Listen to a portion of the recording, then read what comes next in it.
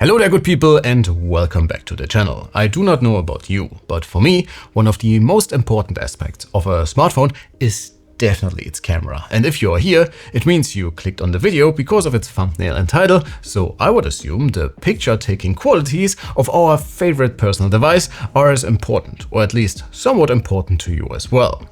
So to find out which high-end premium smartphone that came out in the past few months is worth your hard-earned cash for photography, I tried to get my hands on as many popular options out there, and I took all of them for a spin during a trip to New York. So we got Apple's evergreen, the iPhone 17 Pro, the dual-display Xiaomi 17 Pro Max, Honor's latest and greatest, the Magic 8 Pro, the super sleek-looking Oppo Find X9 Pro, and the Vivo X300 Pro, going head-to-head in a proper shootout across all focal lengths and in quite a few different scenarios. So sit back, get comfy, and let's get into it. But before we actually get to our comparisons here, a few things to note. And without wanting to spoil anything, all of these phones are great and won't leave you disappointed. And as per usual, the devil is in the details, and each and every one of our contenders today will have their individual advantages and disadvantages. And if you like a certain phone, or rather the look of the final images, will also come down to personal preference. That also means I will not tell you which one is the best here, since again, that will be dependent on a lot of different factors. And while I have a favorite, I will try to leave my personal opinion out of our comparisons as much as possible and leave it up to you to decide which one you like best. But I would of course love to hear your thoughts, so I'm counting on your participation in the comments, and maybe I tell you about my personal choice at the end of the video. I will also just focus on the cameras today, but as per usual, we have reviewed all of these puppies on the website already, so if you are after performance benchmarks, display measurements, or our battery life results, make sure to make your way over to our written reviews. You can find all of them linked in the description below. Alright, with that out of the way, let me walk you through the camera systems of our contenders, show you some sample images, and then we will compare the flagships of 2025 and early 2026 to see what each of them will bring to the table.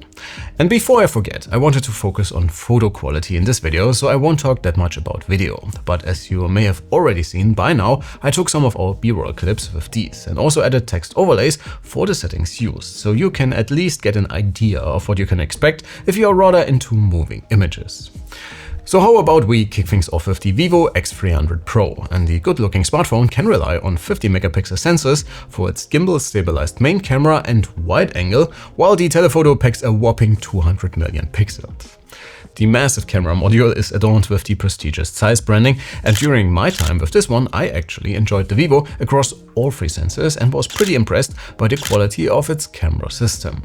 Some images may appear a bit over-sharpened, but on the other hand, you have a ton of detail to work with, especially if you're into treating your images for your social media posting needs, for example. The latest iteration of the only phone in our comparison today you will be able to get globally, the iPhone 17 Pro, also packs 3 sensors. But in the case of the compact flagship, all sensors rely on the same resolution of 48 megapixels.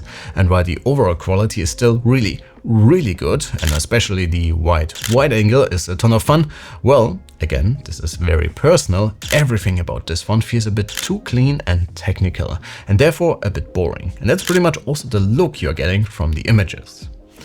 Changing gears to the Xiaomi 17 Pro Max, and what the iPhone might be lacking in innovation, well, you could definitely say Xiaomi is overcompensating a little bit by sporting a very similar design to what the folks from California put together, and the large camera module is used to offer a second display. And if you're into selfies or vlogging, well, this is your phone. I also quite like the look you get from the two larger sensors. If this is Xiaomi's doing or the result of their Leica cooperation, I do not know, but it's welcome nonetheless. Once again, you get 50 megapixels for all sensors, which as per usual are binned for improved dynamic range and less noise. But you can of course also use the full resolution if you want to. Going from Leica to Hasselblad, which put their name on the back of the Oppo Find X9 Pro, and this white beauty also left me quite impressed, especially when it comes to the 50 megapixel main camera and the 200 megapixel zoom sensor. The wide angle is alright, but if you want to get a lot in your frame, the Oppo should maybe not be your preferred choice. But overall, I very much like the initial look and feel of the images. Which leaves us with the Honor Magic Pro 8, which might act the variable aperture of its predecessor, but still offers a very light-sensitive main camera that produces well-rounded results, and in true Honor fashion, their newest flagship does not really excel in any category, or in this case with any of its sensors, but it still gives you a ton of flexibility when being out and about for your content needs. Similarly to the Oppo and the Vivo, both the main camera and the ultra-wide sensor pack 50 megapixels, while the zoom once again boasts 200 megapixels to get things as close as you want them to be. Alright folks, that was the general overview with some sample images for each of our contenders. So let's do our comparison, and let's start with the main cameras, since those will, as the name implies, probably be the one lens, or well, sensor, you will use for the majority of your shooting needs. For all these photos and everything you saw up until now, I used these standard settings and filters and out-of-the-box resolutions. So yes, for each and every one of these phones, there are numerous ways to improve or alter the look of your image. But since we need a base of comparison, and considering I do not want this video to be 2 hours long, well, we have to start somewhere. In general, all look very good here, and when it comes to visual quality, there isn't really too much to complain about. Overall, the Xiaomi appears to be a bit more stylized than the others, giving it a bit more character, which I actually quite like, while the Vivo might appear a bit over-sharpened, but also offers the clearest image. The Honor is overdoing it slightly with micro contrast, while the Oppo looks a bit clinical. That said, a more neutral image gives you a bit more leeway when applying your own grades or filters, so you might actually prefer that. The iPhone offers a very balanced image, which is on a similar level when it comes to reproducing subtle tones, like in the blue sky for example, but cannot quite match the Vivo when it comes to details. While I am not much of a pixel peeper, these are the 100% pixel level crops should that be of interest to you. But if you ask me, that only really matters if you print your smartphone photos a lot larger than usual formats or if you do a lot of cropping on device. Our second scenario is a bit more challenging, since it was a bit later in the day, and interestingly, I think the Find X9 did the best job of reproducing the subtle pastel tones in the sky and to recreate the real perceived lighting during the shot. The iPhone is a bit too blue for my taste, and while the Honor is a bit overexposed, the Vivo is going the other direction, while Xiaomi is again a bit dramatic and looks slightly less colorful than the competition. Alright, let's talk wide angle, and this is once again the view from the One World Trade Center, and this time it would be a close call between the iPhone and the Honor for me personally, while the other contenders look again quite similar. The Oppo lifts the shadows a bit too much for my taste here, and both the Vivo and the Xiaomi lack a little contrast. Of course, that is an easy fix, but since we are comparing out-of-camera results here, this is what we are working with. Generally, the Honor and the iPhone also offer a wider field of view, with the Xiaomi being the closest of the bunch, and in our second, more overcast example, all contenders do equally well when reproducing both light and texture, and I would have a hard time here being able to identify each phone in a blind test. Zoom lenses are of course the biggest differentiators for this high-end class of phones, and if you ask me, it's the #1 biggest innovation for mobile photography of the past few years, and personally I really enjoy using the longer focal lengths when traveling. Kicking things off once again with our Manhattan view, you can probably immediately notice that the iPhone is giving us a bit of a color cast, while the other competitors offer a more neutral rendering. The Vivo once more feels a little underexposed, while the Honor again almost feels a bit too punchy, and Xiaomi once more offers almost cinematic colors here. Zoomed in to 100%, and both the Honor and the Vivo are the best when it comes to maintaining details here, while the iPhone might offer the highest pixel count, but also sports the softest image of them all.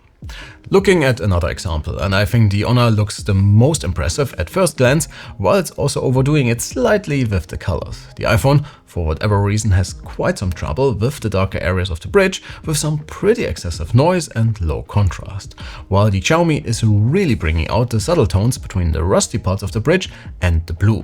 And the Vivo once again just boasts impressive contrast and color reproduction. In this scene, the iPhone is slightly overexposed, even though the color cast is gone, and while the Oppo is slightly too dark, I think it did the best job of reproducing the original appearance of what I saw that day.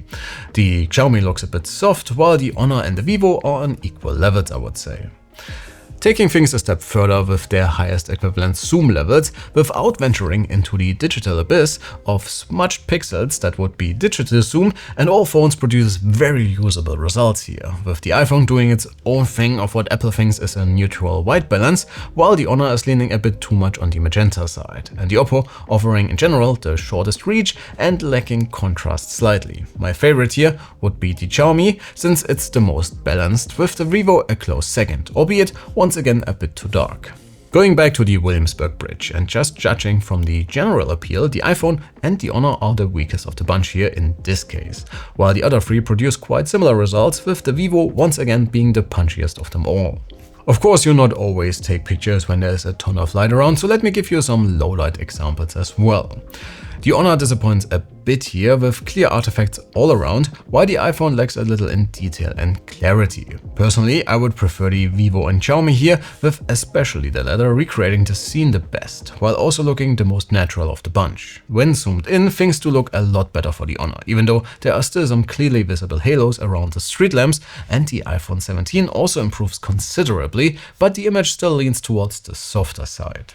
The Oppo seems to sacrifice some detail for a cleaner overall image, while the Vivo and Xiaomi once again produce the most pleasant results. Alright folks, that should be about it for my examples today, and please let me know if you would be interested in seeing a written article with the images so you can compare our contenders on your own time on a pixel level, since we are thinking about doing something like that on the website, and I would really appreciate your feedback here. Again, I will not tell you which one is the best, since as I've mentioned in the beginning, that will be a very personal thing. But if you would ask me which phone is my favorite right now when it comes to the camera system, it would probably be the Vivo X300 Pro. But I would like to hear from you guys. Please sound off below and either tell me your favorite or, even better, rank our contenders from today. And feel free to tell me why. I can't wait to read what you guys have to say.